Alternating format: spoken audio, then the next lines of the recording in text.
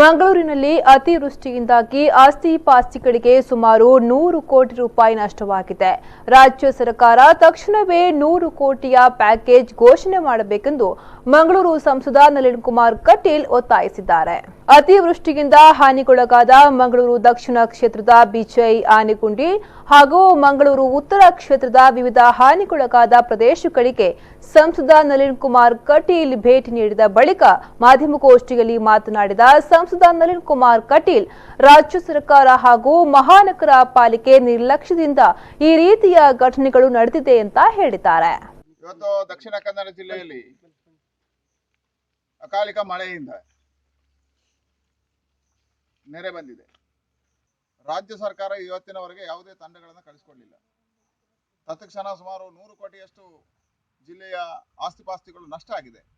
100 ಕೋಟಿಯ ಪ್ಯಾಕೇಜ್ ಅನ್ನು ಘೋಷಣೆ ಮಾಡಬೇಕು.